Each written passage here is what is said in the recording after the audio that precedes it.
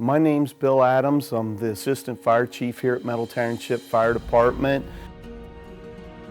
I spent most of my career as an over-the-road truck driver, so I have awards for 5 million miles. I have numerous awards in the trucking company. I got in the fire service in 1976. I was a junior member at Phantom Metal Fire Department, which is our sister department. Friends were in the department and I saw they made a difference, so I wanted to be part of it, and I've been in the fire service ever since.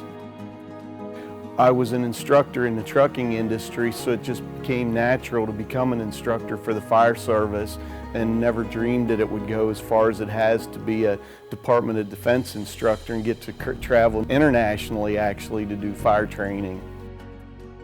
I came to the station that night to man our engine 1. I ended up driver only. It was raining when I left the station, and less than 1.25 miles from the station I ran into a wall of rain on some pretty bad turns.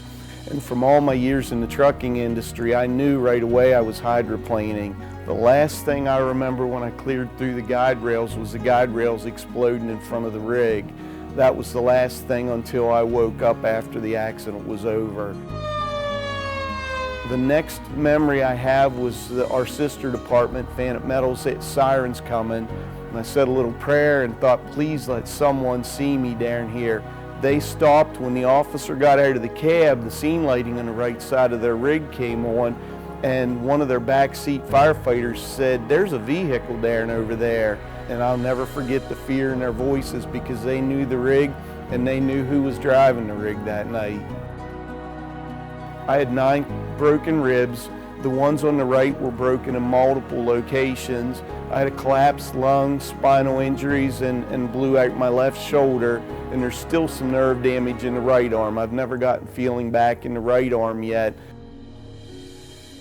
4 months in, I was at one of my appointments, and the doctor said, Bill, it's time for you to come to the realization that you're not going back to work and you'll never fight fire again.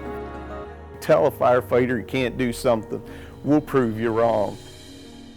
It's hard. I thought about walking away from the fire service. I thought about walking away from the training. But when I walked into the first fire station and talked to them about the accident, the fact that I wouldn't be here if I wasn't under the speed limit that night, I wouldn't be here if I didn't have my seatbelt on that night, the chief officer said, we saw tears in the guy's eyes that night. You got through to them because they know you. So if anything positive, it's getting our guys to and from the scene safely. Stuff can go wrong no matter who you are, and just making sure we have our seat belts on and doing everything safe. For anyone that's getting behind the rigs for the first time, just like anything else in the fire service, training is so important. Please put hours in. Everyone in that rig's life depends on you, the driver operator.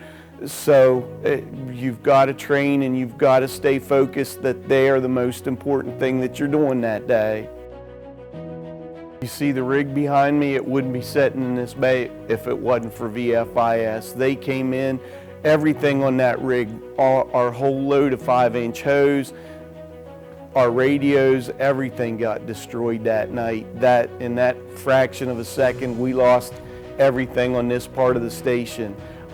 They worked so well with us to get the rig back up, to do whatever we needed. They came, they tested or took care of making sure our hose got tested.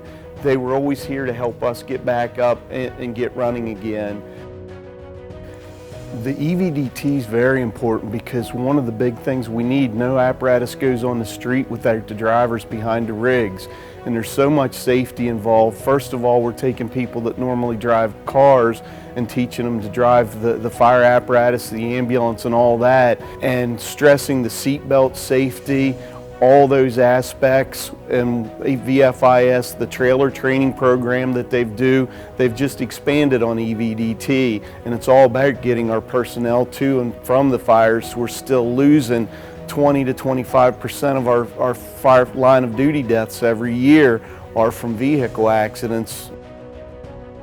It's really hard being told that you can't do something, you're never going to do something again.